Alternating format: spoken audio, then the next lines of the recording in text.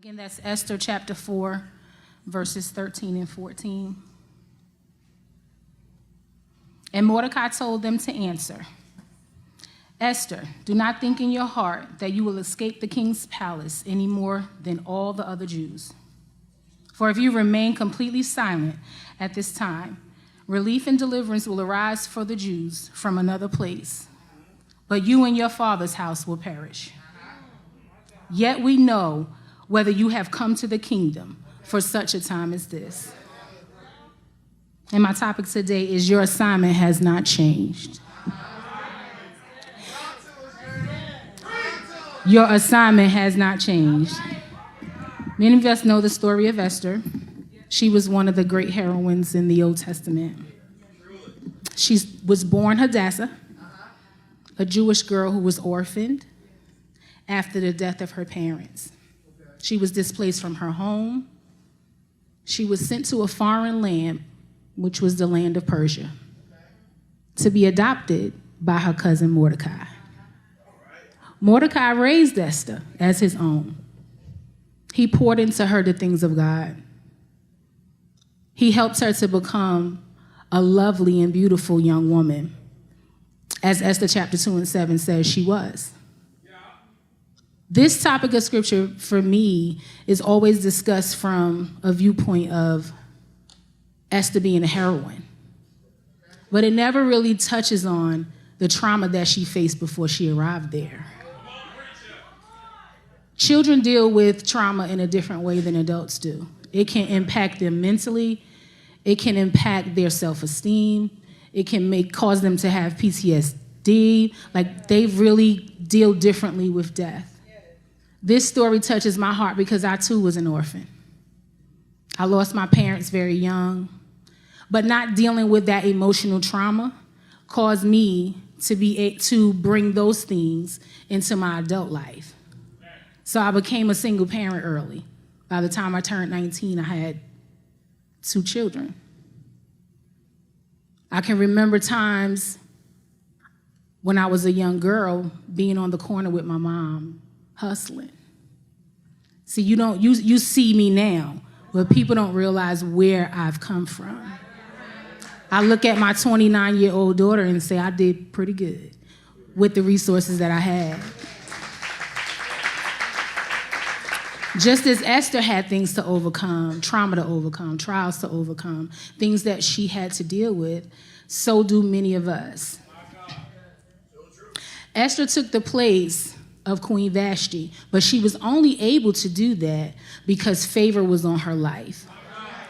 She was only able to step into that position and gain favor from the king because God had an assignment for her. I can imagine during this time, it was upheaval, everything was going on. Vashti was disobedient, her husband threw her away. Y'all know the story. But Esther stepped into that role because she had a specific job to do, and that was save the Jews from annihilation. God doesn't always give us the assignment that's comfortable for us, but he gives us what he knows we're capable of accomplishing. No matter how you feel about yourself, no matter how you look, the way that you think, God says that you can do this, and I've equipped you with everything that you need to succeed. During the story, it talks about how Mordecai came to the king's palace. He was out in front of the palace in sackcloth and ashes.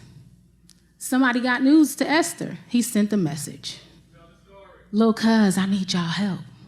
You the queen, you in the palace, you been there for what? You chilling. You living your best life. I know I told you don't use your name, but this the time we need you to trump that. We need you to pull that card out because we about to be killed. Haman's trying to kill everybody. Not just me. He's mad at me, but he's trying to kill all of us. So we need you to pull out your card.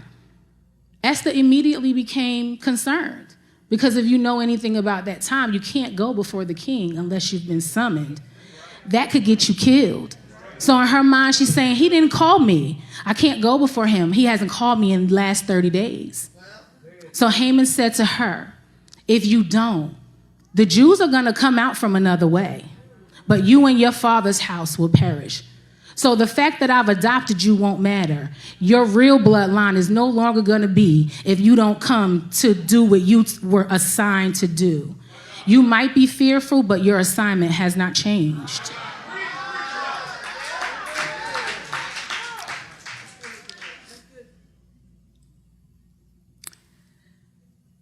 When I study this assignment, I'm always left with two thoughts about concerning Esther, really.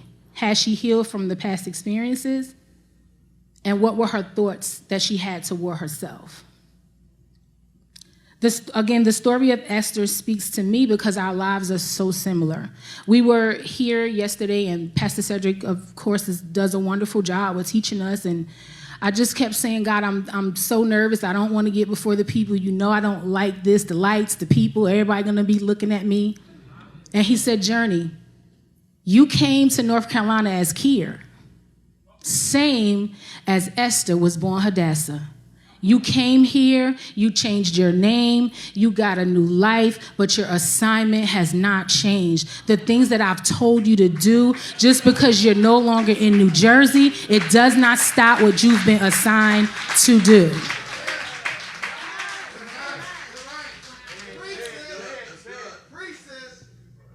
My first point is transform your pain to fulfill your assignment. Esther's pain pushed her purpose. Will you allow yours to do the same for you? Her fears were outweighed by her faith and her belief in the promises of God. Use your pain to fuel your passion and move forward in your assignment. There are many excuses that we all have. One of my excuses was, I have lymphedema. I've dealt with this disease for over 30 years, and it's not easy when you have to have someone help you get dressed, when you need someone to help you walk, when you can't drive yourself because the doctors told you no, when you can be holding something and it'll just drop on the floor because you don't have any control of your muscles. Even through all of that, God was still saying to me, your assignment has not changed. If I think enough of you, I need you to begin to think enough of yourself. If I think enough of you, I need you to know that you are equipped to do the work. It's no more hiding. You were not born to be basic. I did not birth you to sit behind people and allow everyone else to shine. Don't dim your light. It's time for you to move forward. Before I close, I was just thinking about a story. Many of you know that I'm a chef, and that has really been a really happy place in my life. And I just was thinking about how I would go to work every day, sick, dealing with trauma, sometimes depressed. But when I got in the kitchen, none of it ever mattered. When I had to do 600-person banquets, none of it ever mattered. When my boss told me, Journey, we need you here at 4:30. And we have 900 people to feed today. You only have a team of 10 people. None of it ever mattered. I knew what my assignment was. I knew that people had come to the hotel, they paid for their food, and me and my staff had to get it out. And that's what the Lord has been dealing with me about these days. I've called you. Why are you hiding? Why are you staying put? What's wrong with you? I believe in you. I need you to have the courage and believe in yourself. Before I sit down, I just want to say to you all, thank you for the push. Thank you, Pastor Cooper, for being my Mordecai. Before I moved to North Carolina, I didn't have a father. I didn't know that I could. And I'm appreciative of my leadership for pouring into me. I'm appreciative of God for giving me the unction to finally accept the call. Lupus is not my portion. Lymphedema is not my portion.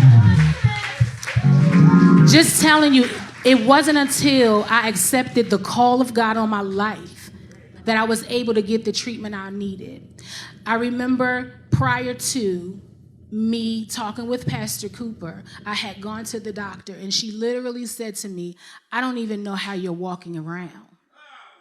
I can't measure any iron in your blood at all. I don't know what's going on, but I need you to go to Duke because I need to get some infusion. You need to have infusion therapy. They hooked me up to the table, and within 2 seconds of the therapy starting, I was in anaphylactic shock. My body was fighting the iron because I had none. It was a foreign substance to it. We went through 6 months of infusion therapy. I then, the month after infusion therapy, went to the beach, didn't realize that I couldn't be out in the sun, and I had a stroke the next day.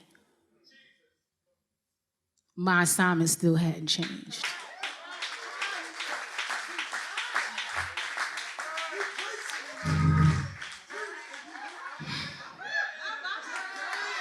My assignment still hadn't changed. The doctor told me I had to have chemo. I had to inject myself once a week with chemo drugs. There were days I couldn't walk. I lived in a constant state of pain, but my assignment had not changed. Gone through chemo, COVID comes. I stay in the house from February of 2020 to July of 2020 because I knew my immune system was weakened. I had been taking chemo. The very first week I go outside, I get COVID. It took 8 weeks for COVID to be gone out of my system, but my assignment still had not changed. 2021 came. Went to a doctor, and he said, I have treatment for you for lymphedema. I know you're hurting. I know the pain is bad, but I'm going to send you to therapy. I told the doctor I couldn't afford therapy. I wasn't working. I could not afford it. The insurance that I had didn't cover it. I go to the physical therapist. She covered 3 months of therapy and did not charge me a dime because my assignment had not changed. I was able to minister to her in the doctor's office. Every week, I went to therapy 3 times a week. During this time, they put this brace on my leg. I walk around with this brace now as a badge of, I'm honored to be able to explain to people what lymphedema is. I'm honored to be able to use this as a ministry tool because many people don't know about lymphedema. I'm honored to stand in the gap for those who can't do it for themselves because my assignment has not changed. And as I close, I just leave this with you. Whatever you do, don't forsake the assignment the Lord has laid upon your heart, the things that he's assigned for you to do. There are generations that are attached to you, and they are depending on you being obedient. Continue to pray my strength in the Lord.